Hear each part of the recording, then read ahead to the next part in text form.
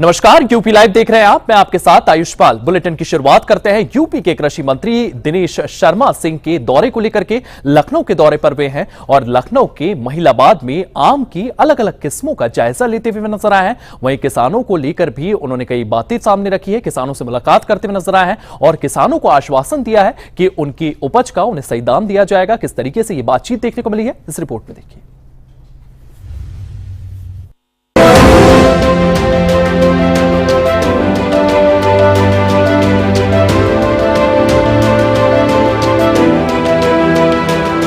UP के कृषि मंत्री दिनेश प्रताप सिंह लखनऊ के मलिहाबाद पहुंचे। उन्होंने किसानों से मुलाकात की और आम की किस्मों का जायजा लिया। कृषि मंत्री दिनेश प्रताप सिंह ने किसानों से आम की फसलों को कैसे और बेहतर किया जाए, इस पर चर्चा की। वहीं प्रेस कॉन्फ्रेंस के दौरान दिनेश प्रताप सिंह ने कहा कि हम किसानों के साथ खड़े हैं। आम की उपज बहुत अच्छी हुई है, आगे और अच्छा होगा, किसानों को फायदा होगा। मैं आज मलिहाबाद में ही बैठा हूं और किसान ही हमारे बगल में बैठे हैं। इन्होंने हमारा ध्यानाकर्षण कराया है कि हमको और कौन कौन से उपाय करने चाहिए जिससे राज्य के आम के किसानों को हम लाभ पहुंचा सकें। मैं हर वो कोशिश करूंगा जिससे हमारे किसानों को, आम के किसानों को लाभ पहुंचे। उन आमों का जो जल्दी खराब हो जाते हैं उनके लिए व्यवस्था करें कि उनकी कैसे सेल्फ लाइफ बढ़े। हम ये भी व्यवस्था करेंगे कि इसकी प्रोसेसिंग की कोई इकाइयां लगाई जाएं जिससे खराब होने वाले आम को हम प्रोसेसिंग करके दूसरे फॉर्म में, पाउडर के फॉर्म में, पल्प के फॉर्म में और किसी फॉर्म में उसको करके और उसका वो खराब होने से बचाएं। तो जो किसानों ने इस तरह की बातें हमसे कही आज मलिहाबाद में, मेरी कोशिश होगी कि उन समस्याओं का निदान यथाशीघ्र हमारी योगी आदित्यनाथ जी की सरकार करेगी। दिनेश प्रताप सिंह ने हाथों में आम लेकर कहा कि मलिहाबाद में आमों की फसलें बहुत अच्छी होती हैं। मलिहाबाद का आम पूरी दुनिया में जाता है। उन्होंने आश्वासन दिया कि हम कोशिश करेंगे कि किसानों को उनकी उपज का सही दाम मिल सके। इसी को लेकर लखनऊ में आम की गोष्ठी लगाई जाएगी। इस आम का संवर्धन और हो और ज्यादा बढ़े, इसके लिए आने वाली 4, 5, 6 तारीख को लखनऊ शहर के अवध शिल्प ग्राम में एक बृहद आम महोत्सव का आयोजन किया जा रहा है, जिसमें लगभग 800 तरीके के आमों का प्रदर्शन होगा। बहुत सारे राज्य और देश के लोग भी आएंगे जो कैसे कैसे आम में तकनीक का उपयोग कर रहे हैं, कैसे मूल्य संवर्धन कर रहे हैं, कैसे प्रोसेसिंग करके उसकी सेल्फ लाइफ को बढ़ा रहे हैं, कैसे वो निर्यात कर रहे हैं। ऐसी बहुत सारी जानकारी हम लोग आने वाले 4, 5, 6 में आम महोत्सव में देंगे। कृषि मंत्री दिनेश प्रताप सिंह ने कहा कि उत्तर प्रदेश सरकार द्वारा आम के संरक्षण, संवर्धन एवं विपणन को बढ़ावा देने के लिए 4 जुलाई से 3 दिवसीय वृहद आम महोत्सव 2025 का आयोजन अवध शिल्प ग्राम लखनऊ में किया जा रहा है, जिसमें 600 से अधिक किस्मों के आम प्रदर्शित किए जाएंगे। सूर्य समाचार के लिए लखनऊ से विवेक कश्यप की रिपोर्ट।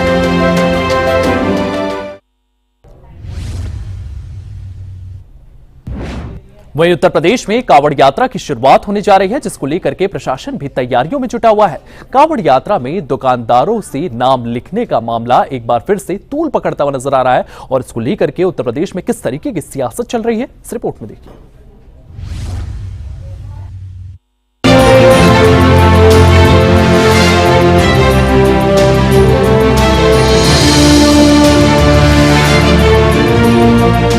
ग्यारह जुलाई से उत्तर प्रदेश में कावड़ यात्रा की भी शुरुआत होने जा रही है, लेकिन यूपी में इससे पहले ही नेम प्लेट का मामला सुर्खियों में आ गया है। कावड़ यात्रा मार्ग पर उत्तराखंड के भोजनालयों के लिए खाद्य लाइसेंस प्रदर्शित करना अनिवार्य कर दिया गया है। अगर ऐसा नहीं किया गया तो कानूनी कार्रवाई अमल में लाई जाएगी। देखिए, अभी आने वाले हफ्ते से श्रावण मास शुरू हो जाएगा और उसी के साथ साथ कावड़ यात्रा भी शुरू हो जाएगी। इस दौरान सामान्यतः कावड़ी जब चलते हैं तो वो जगह जगह पर विश्राम के लिए रुकते हैं और रास्तों में पड़ने वाले जो रेस्टोरेंट्स या फिर होटल होते हैं वहाँ पर रुककर वो अल्पाहार या फिर अपनी खाने की व्यवस्था करते हैं।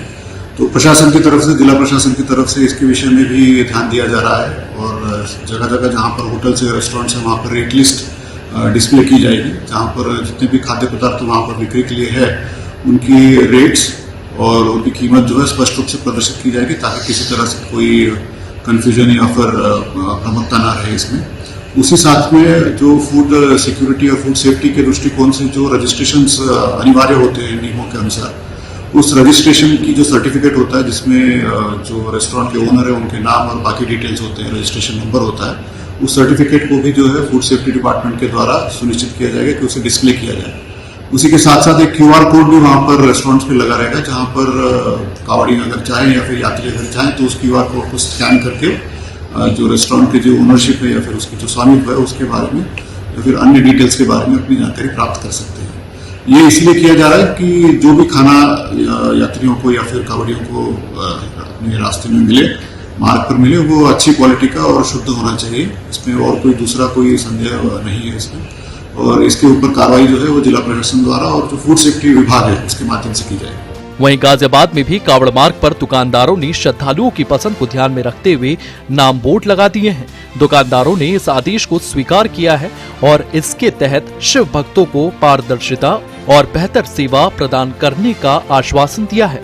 मैं ये कहूँगा आप सभी भाइयों को जिसका जो नाम है वो लिखना चाहिए, जिसकी जो बिरादरी है उसे भी दर्शाए, और इसीलिए मैं चाहता हूँ वो कांवर मार्ग पर ऐसी कोई अप्रिय घटना ना हो, इसीलिए साफ शब्दों में नाम लिखा जाए और कांवर भाइयों का, सभी भाइयों का, भोले भाइयों का दिल से स्वागत किया जाए। बता दें कि कावड़ यात्रा में दुकानदारों से नाम लिखने का मामला 2024 से ही चला आ रहा है, जो 2025 की यात्रा से पहले एक बार फिर से सुर्खियों में आ गया है। सूर्य समाचार के लिए ब्यूरो रिपोर्ट।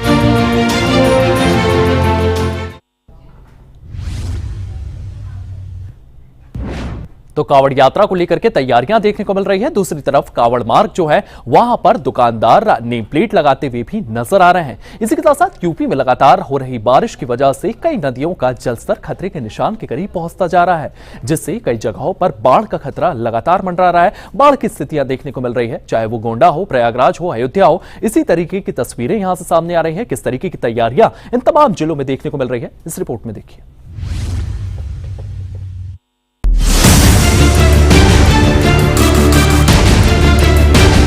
उत्तर प्रदेश में मानसून ने जोर पकड़ लिया है। लगातार हो रही बारिश से कई नदियों का जलस्तर बढ़ता जा रहा है और बाढ़ का खतरा भी मंडरा रहा है। ये तस्वीरें गोंडा की हैं, जहां घाघरा नदी खतरे के निशान पर पहुंचने के कारण करनैलगंज और तरबगंज में बाढ़ की चेतावनी जारी की गई है।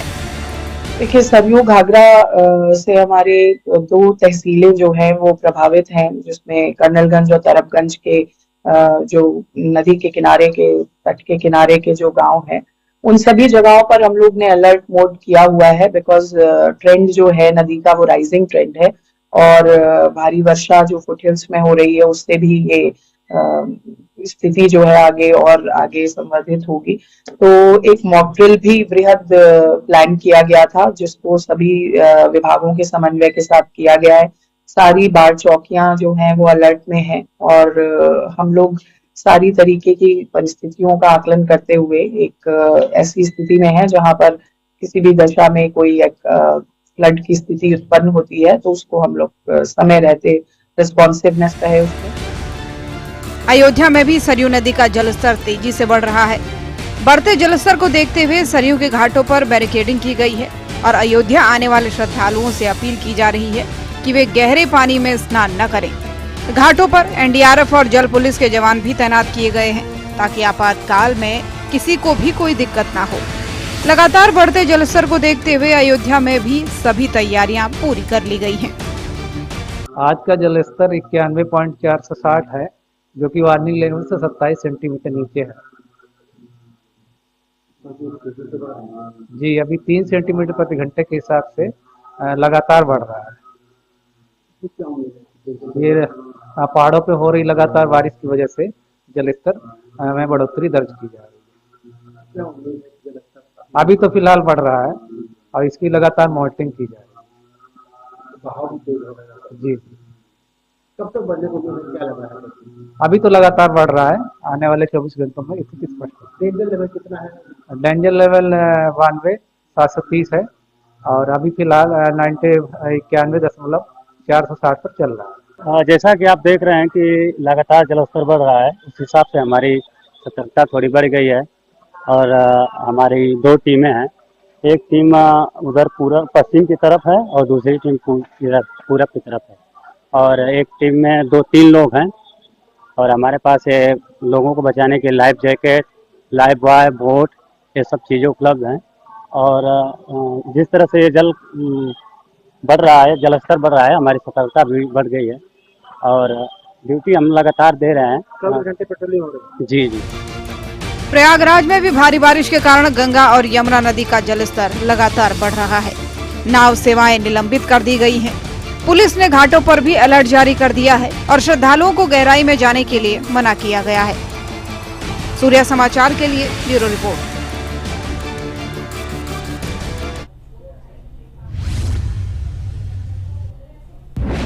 तो पहाड़ी राज्यों में लगातार बारिश के चलते अयोध्या और उत्तर प्रदेश के तमाम जिलों में नदियों का जलस्तर जो है वो बढ़ता हुआ नजर आ रहा है। इसी के साथ साथ प्रशासन भी यहां पर अलर्ट मोड पर नजर आ रहा है। तमाम गाइडलाइंस जो है वो जारी कर दी गई है। अगली खबर का रुख करते हैं। राम जन्मभूमि मंदिर का निर्माण अब गति पकड़ने लगा है। लगातार यहां पर साज सज्जा देखी जा रही है। कंस्ट्रक्शन का काम लगातार चल रहा है। चारों ओर प्राचीर का निर्माण किया जा रहा है। इसी के साथ साथ श्रद्धालु भी यहां पर पहुंच रहे हैं और इस निर्माण को काफी पसंद कर रहे हैं। किस तरीके से यह पूरा कंस्ट्रक्शन जारी है, निर्माण जारी है, इसी को लेकर के ये रिपोर्ट देखिए।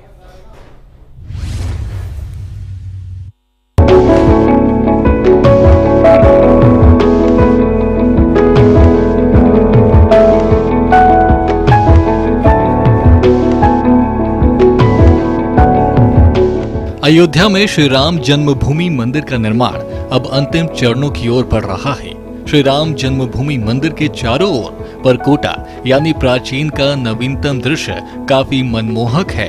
इसकी चौड़ाई 14 फीट है। ये परकोटा आयताकार है। इसकी लंबाई 732 मीटर होगी। मंदिर में उपयोग किए गए पिंक सैंडस्टोन की तरह ही परकोटे सहित अन्य मंदिरों में भी इसी रंग के पत्थरों पर सुंदर नक्काशी कर लगाया गया है। सुंदर कलाकृतियों से परिपूर्ण भक्तों के आकर्षण का केंद्र बनने जा रहे इस 14 फीट के परकोटे में भगवान श्री राम के जीवन से जुड़ी लीलाओं के भी दर्शन होंगे, जो वर्तमान और आने वाली पीढ़ियों के लिए सुखद संदेश देंगे। राम मंदिर निर्माण के साथ अयोध्या का महत्व सिर्फ धार्मिक दायरे में सीमित नहीं रहा। अब ये शहर सांस्कृतिक, ऐतिहासिक और पर्यटन के वैश्विक नक्शे पर अपनी नई पहचान बना रहा है। विदेशी पर्यटकों और रामायण से जुड़े देशों से आने वाले श्रद्धालुओं के लिए ये केंद्र एक आध्यात्मिक आकर्षण बनता जा रहा है। मंदिर की भव्यता और उसके साथ हो रहे समग्र विकास कार्यों की चर्चा अब अंतर्राष्ट्रीय मंचों पर भी हो रही है, जिससे रामनगरी अयोध्या की प्रतिष्ठा विश्व भर में बढ़ी है। बहरहाल श्री राम मंदिर का निर्माण सिर्फ एक धार्मिक स्थल की पुनर्स्थापना नहीं, बल्कि एक सांस्कृतिक पुनर्जागरण है। योगी सरकार के नेतृत्व में अयोध्या न सिर्फ एक आध्यात्मिक नगरी बन रही है, बल्कि आधुनिक भारत की सांस्कृतिक राजधानी के रूप में भी उभर रही है। परकोटे के निर्माण की तेजी, वास्तुशिल्प की भव्यता और सरकार की प्रतिबद्धता, ये सब मिलकर इस पवित्र भूमि को भविष्य की पीढ़ियों के लिए एक अस्थायी और प्रेरणादायक विरासत में बदल रही है। सूर्या समाचार के लिए ब्यूरो रिपोर्ट।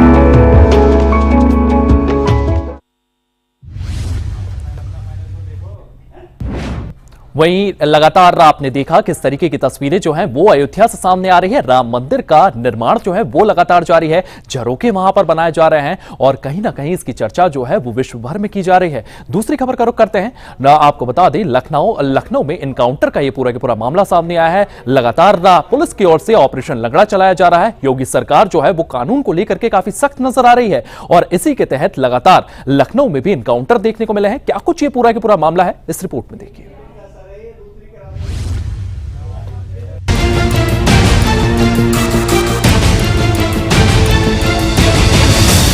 उत्तर प्रदेश की राजधानी लखनऊ में देर रात पुलिस ने 1 लाख के इनामी बदमाश का एनकाउंटर कर दिया। इसके बाद उसे घायल अवस्था में हॉस्पिटल में भर्ती कराया, जहां उसकी हालत फिलहाल खतरे से बाहर है। आरोपी का नाम अनुभव शुक्ला है। अनुभव कई मामलों में पहले से वांछित चल रहा था। इसके अलावा पुलिस ने उस पर 1 लाख का इनाम भी घोषित किया हुआ था। मुठभेड़ की घटना गोमती नगर में ग्वारी चौराहे के पास स्थित रेलवे फाटक पर हुई। बता दें कि पुलिस को मुखबिर के जरिए अनुभव शुक्ला के रेलवे फाटक के पास आने की सूचना मिली थी।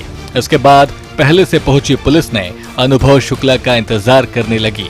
पुलिस ने जैसे ही अनुभव को रुकने का इशारा किया तो आरोपी ने पुलिस पर फायरिंग कर दी। जवाबी कार्रवाई में आरोपी अनुभव घायल हो गया, जिसे बाद में इलाज के लिए हॉस्पिटल में भर्ती कराया गया। पुलिस ने आरोपी को अरेस्ट कर लिया है। रात्रि लगभग 10 बजे थाना गोमती नगर और पूर्वी जोन की क्राइम टीम द्वारा ग्वारी चौराहे के पास एक चेकिंग अभियान चलाया जा रहा था, जिसमें एक संदिग्ध व्यक्ति पुलिस को अपनी तरफ आते हुए देखा। जब पुलिस टीम द्वारा इसको रोक के इससे पूछताछ करने का प्रयास किया तो ये व्यक्ति दूसरी तरफ पैदल भागने लगा और इसके द्वारा पुलिस टीम पर फायर कर दिया गया। बचाव में पुलिस टीम द्वारा आत्मरक्षार्थ इसके ऊपर फायर किया गया, जिसमें इसके पैर पर गोली लगी। पुलिस टीम द्वारा जब इससे पूछताछ करी गई तो इसके द्वारा बताया गया कि इसका नाम अनुभव शुक्ला उर्फ राजा है, जो जनपद लखीमपुर खीरी का रहने वाला है। विस्तृत पूछताछ में इसने बताया गया कि बीते दिनों 28 जून 2025 को इसके और इसके एक साथी ब्रजेश तिवारी द्वारा थाना गोमती नगर, थाना कृष्णा नगर और थाना विकास नगर में 2 चेन स्नैचिंग और 1 बाली छीनने की घटना कारित करी गई थी। आरोपी अनुभव शुक्ला की गिरफ्तारी के बाद विकास नगर, गाजीपुर, गोमती नगर समेत कई जगहों की घटनाओं का खुलासा भी किया गया है। बदमाश के पास से असलहा, लूटी हुई चैन समेत अन्य सामान भी बरामद किया गया है। फिलहाल अभी पुलिस इस मामले में जांच कर रही है। सूर्या समाचार के लिए लखनऊ से विवेक कश्यप की रिपोर्ट।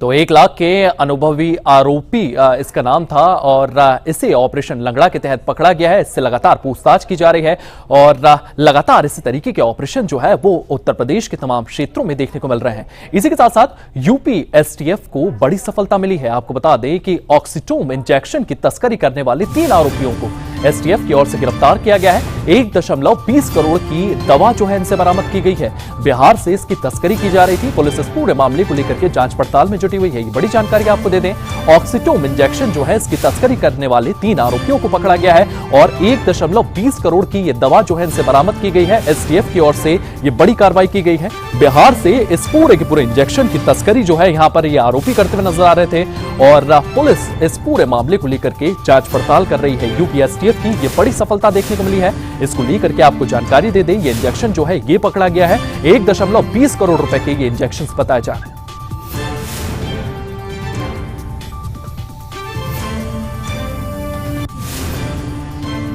वहीं अब आपको बरेली लिए चलते हैं। बरेली के अंबाला में लिलोड़ झील को पुनर्जीवित करने की पहल लगातार जारी है। डीएम ने अधिकारियों के साथ बैठक की है।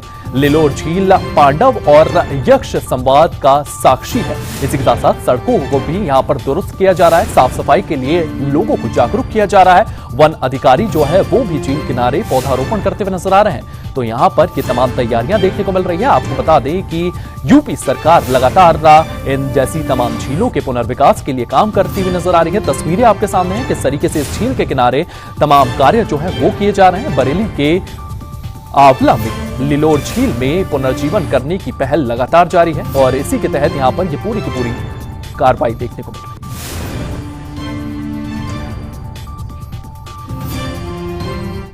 माननीय मुख्यमंत्री जी की प्रेरणा से और उनके द्वारा दिए गए दिशा निर्देश के क्रम में हर जिलाधिकारी को, हर जनपद को अपने अपने जनपद में एक नदी जो कि विलुप्त हो रही है, मृतप्राय हो रही है और एक झील का पुनरुद्धार का कार्य सौंपा गया है।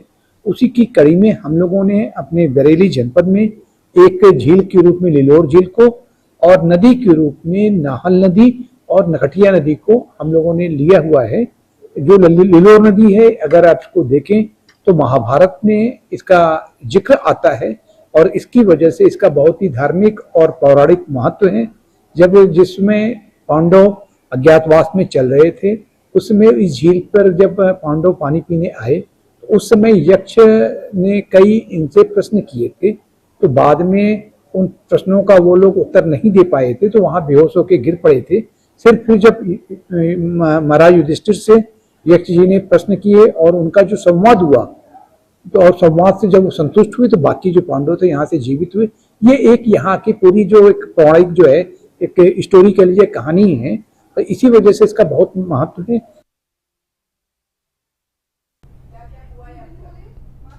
चलिए फिलहाल यूपी लाइव पे इतना ही। आप बने रहिए सूर्य समाचार के साथ।